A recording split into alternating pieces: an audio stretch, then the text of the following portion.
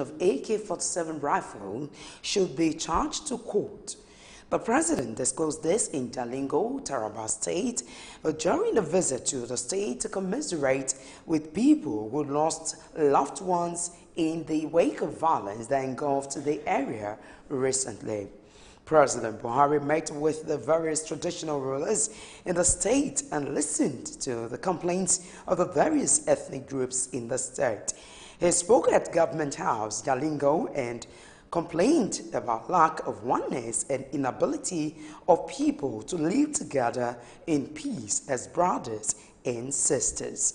The president said he will soon embark on the same visit to Zamfara and Benue State, also to condole with those who lost their loved ones. The Kingdom of Saudi Arabia has donated the sum of $10 million to Nigeria to aid the nation's fight against insurgency. The team leader of Saudi Arabia said the donation is part of the King Salman Humanitarian Aid and Relief Program. The team leader of Kingdom of Saudi Arabia Defense Ministry, Nasser Mutsbak, told journalists that the donation is expected to aid the provision of food and other basic amenities in IDP camps in the northeast region of the country. Nigeria's Defense Minister, retired Brigadier General Mansur Dan, while receiving the team from Saudi Arabia, said the fund will go a long way in helping to fight terrorism in Nigeria. And our Benue State Security Council has mandated security agents in the state to immediately dislodge armed herdsmen who invaded Umbatoho Island in Makadi. Thousands of farmers were said to be rendered homeless when armed herdsmen invaded Umbatoho and ordered the residents to vacate their homes. Governor Autumn, after a meeting with Security Council in the state, told the displaced indigents of Umbatoho Island at the Government House today that security agents will swing into action. Autumn also insisted that the open grazing prohibition law will not be repealed.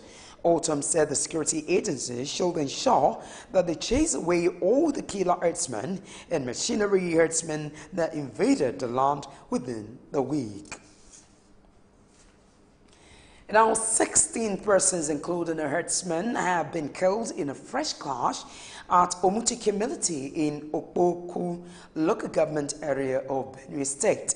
The killing is coming barely 24 hours after 2 persons were killed by herdsmen in Omega Guma local government area of the state.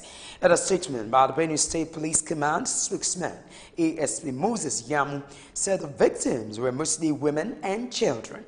Yamu also said the attack was a reprisal after some youths in the community went berserk, attacked Fulani herdsmen, and maimed some cows.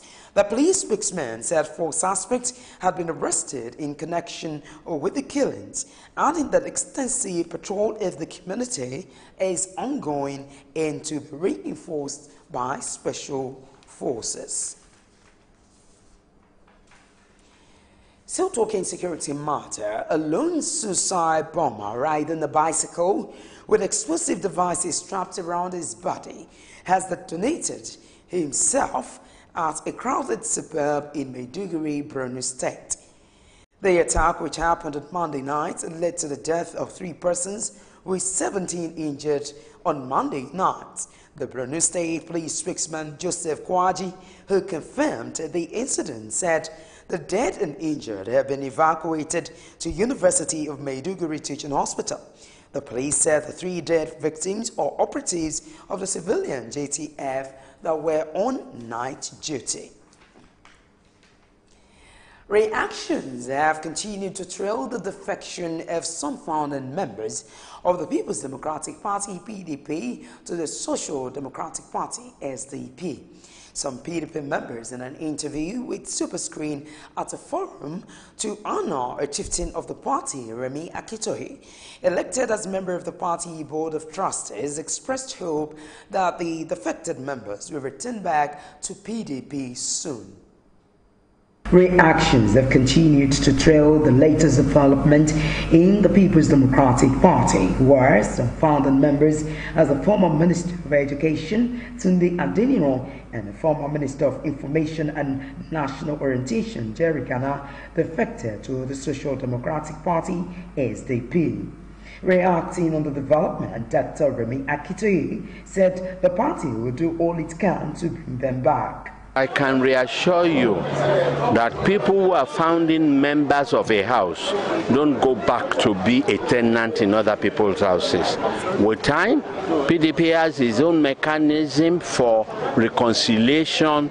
All will come back to PDP and will be stronger for it.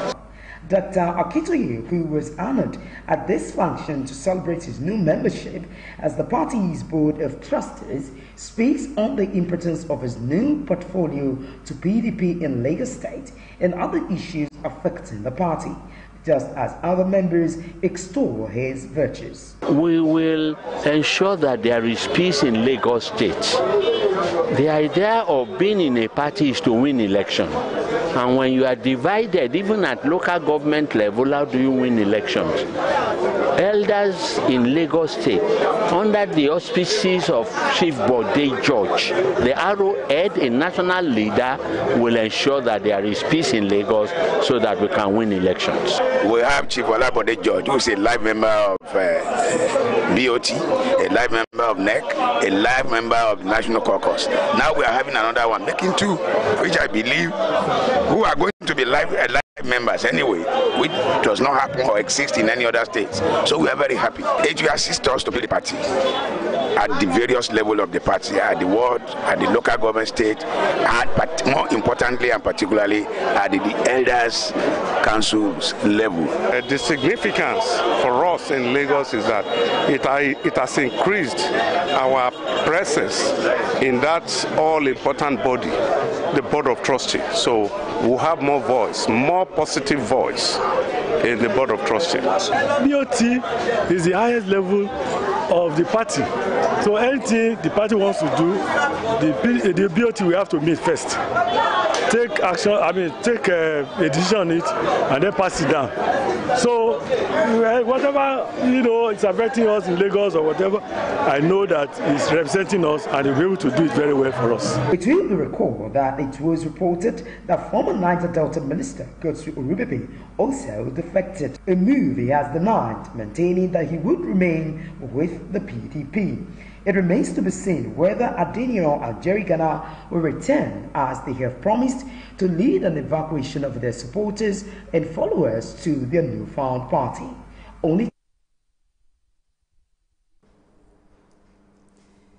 Edo House of Assembly has begun consideration of a bill for a law prohibiting human trafficking and equally to establish the Edo State Task Force against trafficking in persons. The majority leader and member representing Okionwa South Constituency, Roland Asoro, moved the motion for the House to dissolve it into a committee to consider the bill. The chief whip of the House, member representing Oredo East Constituency, Iyoha Osaibovo, seconded the motion. The Speaker, Kabiru Adjoto, directed the majority leader to schedule further consideration of the bill for the next sitting day.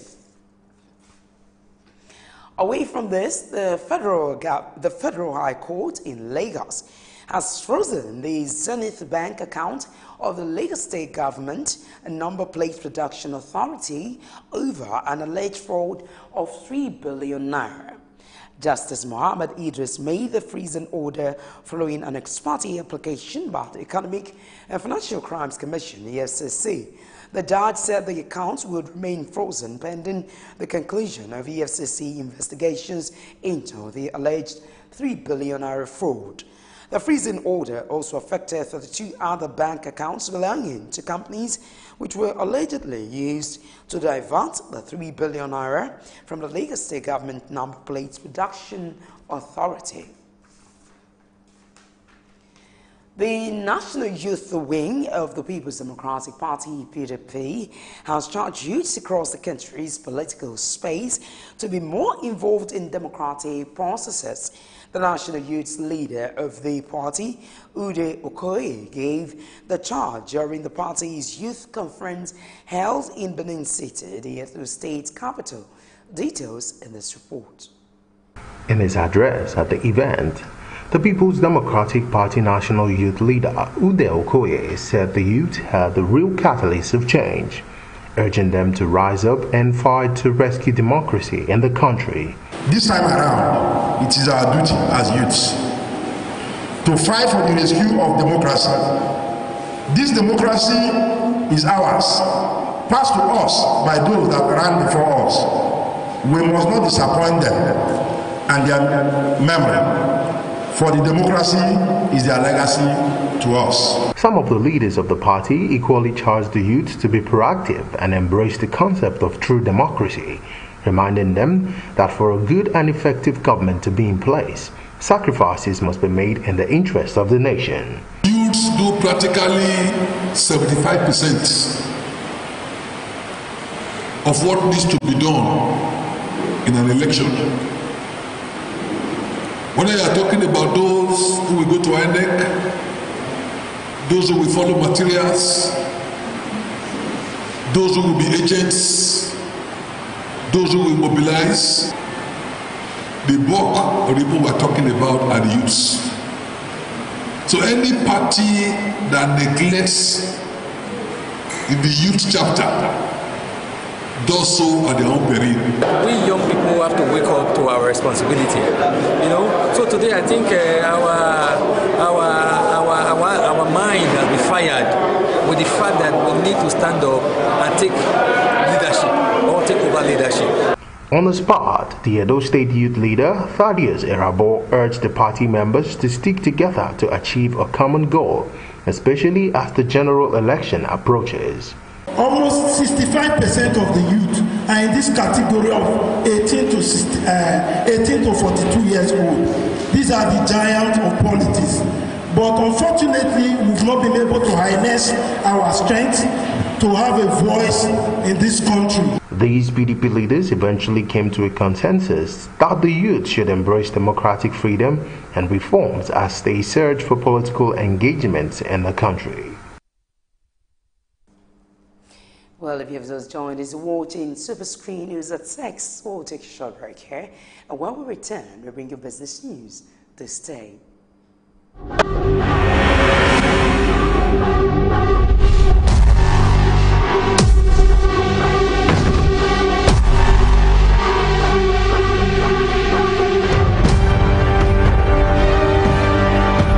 This is Oshodi, one of the areas in Lagos State.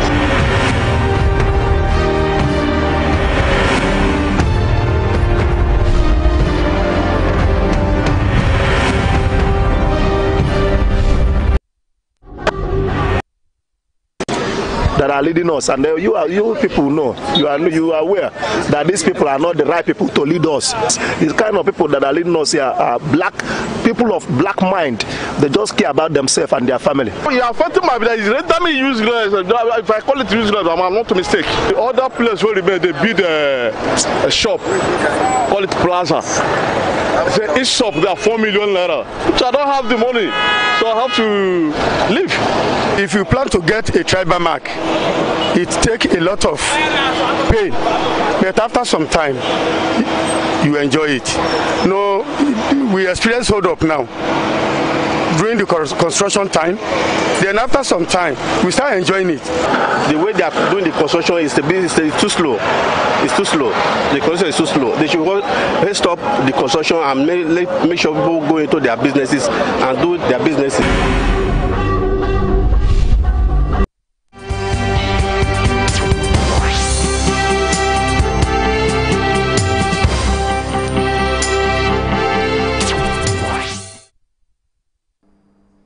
Well, it's so glad to have you back now in business news.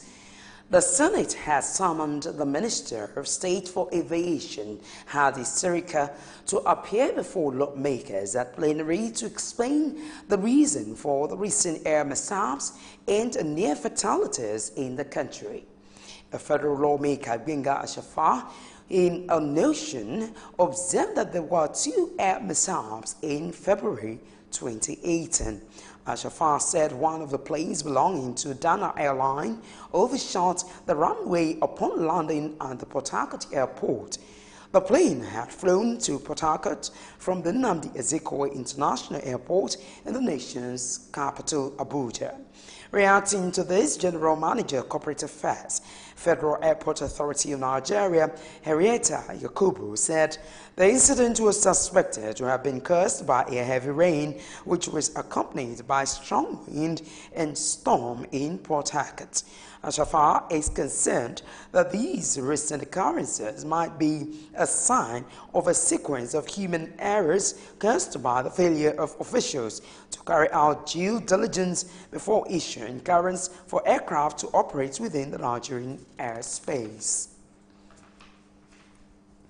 Nigeria's Finance Minister Kemi Adeosun has urged taxpayers to be wary of fake tax officials moving around in the guise of officials of a voluntary assets and income declaration scheme VADE. The minister who disclosed this said her attention has been drawn to reports of some unidentified tax officials requesting for bank details and address of taxpayers. Adeosun, however, urged Nigerians to request written documents whenever they receive phone calls from tax officers. The House of Representatives is to investigate the alleged loss of 2 billion naira and $3.8 million through banks' non-payment of interest on the process of the sale of PHCN successor companies. The decision followed the unanimous adoption of a motion by Chikura Oyema, Anambra PDP, at the plenary today. Oyema said that the Electric Power Sector Reform Act of 2005 unbundled the Power Holding Company of Nigeria into 18 successor companies. He said the companies were 6 generation companies and 12 distribution companies covering the 36 states of the Federation, as well as National Power Transmission Company. The House resolved to set up an ad hoc committee to carry out the probe and to report back to the House within 6 weeks for further legislative action. Still talking business news, the Nigerian stock market began the week with gains after 32 stocks appreciated, leading to a 229 billion naira rise in the Nigerian stock exchange market capitalization.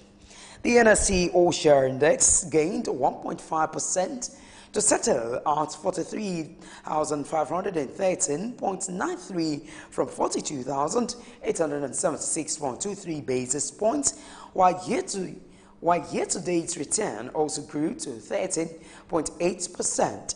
The NSE market capitalization closed at 15.632 trillion naira from 15.403 trillion naira, and the positive performance was driven majorly by price appreciations in Dangote Cement PLC, Seplat Petroleum Development Company PLC, and Guaranty Trust Bank PLC by 3.8%, 8.86%, and 1.8%, respectively.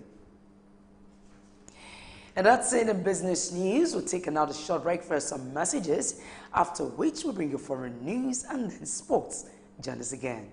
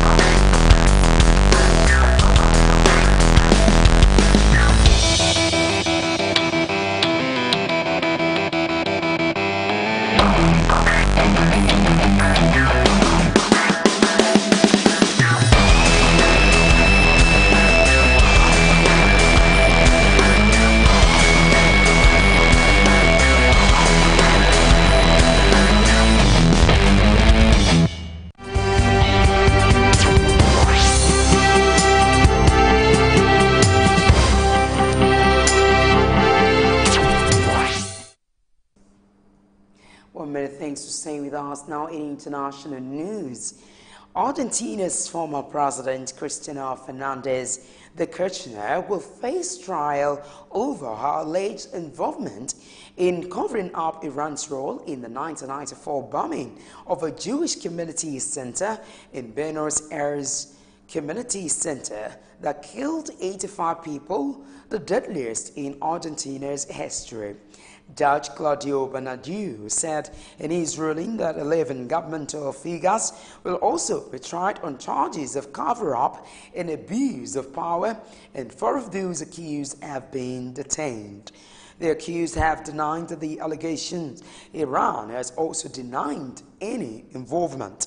Kirchner is also facing separate corruption charges, which she has also disputed. No trial date has been set. And our North Korean leader, Kim Jong-un, has agreed to meet with South Korea's president next month to impose a moratorium on nuclear and missile tests if his country holds talks with the United States. The agreements, which follow a flurry of cooperative steps taken by the Koreans during last month's Pyongyang Winter Olympics, are brighten prospects for a dialogue between North Korea and the U.S. over the North nuclear program. In a press briefing today, Chung Hyo-young also announced the North